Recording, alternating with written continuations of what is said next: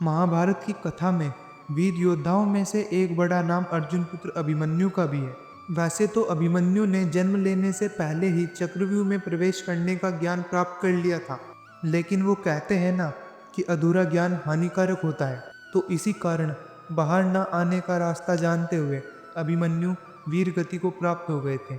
अधिकतर लोग इसे ही पूरा सच मानते हैं, लेकिन अभिमन्यु की मौत के पीछे एक विशेष कारण था, जिसकी वजह से भगवान श्री कृष्ण ने भी अभिमन्यु के प्राणों की रक्षा नहीं की थी।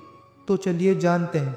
महाभारत को वैसे तो धर्मयुद्ध कहा जाता है और धर्म की रक्षा करने के लिए भगवान विष्णु हर युग में अवतार लेते हैं और उनकी मदद करने के लिए दूसरे देवगण भी विभिन्न स्थानों पर जन्म लेते हैं, ताकि धर्म स्थापना में वे भगवान श्री कृष्ण की मदद कर सकें। उन्हीं देवगणों में से एक अभिमन्यु भी थे। बता दें कि अभिमन्यु हर व्यक्ति के लिए एक प्रेरणा थे, क्योंकि इस योद्धा ने महाभारत के युद्ध में अकेले पूरे दिन उन सभी योद्धाओं को रोक कर रखा जो अकेले कई सेनाओं के बराबर थे। और यही कारण है कि युद्ध में लड़ते लड़ते वीर गति को प्राप्त हो गए।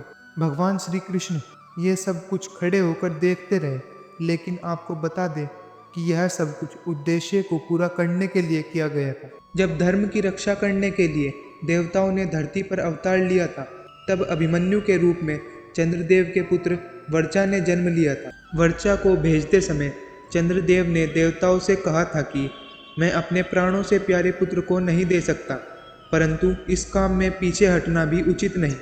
इसलिए वर्चा मनुष्य रूप तो लेगा, लेकिन ज़्यादा दिनों तक धरती पर नहीं रहेगा। और श्री कृष्ण से कहा कि मेरा पुत्र अर्जुन का ही पुत्र होगा।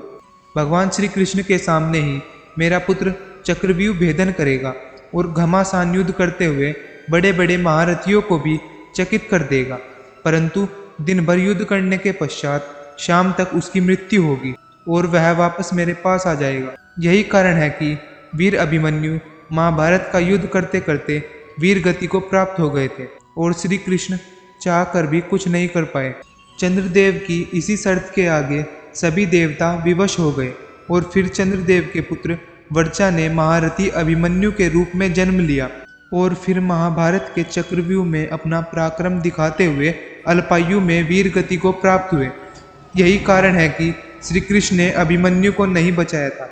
अगर आपको हमारी जानकारी अच्छी लगी तो चैनल को सब्सक्राइब करें और वीडियो को लाइक करें।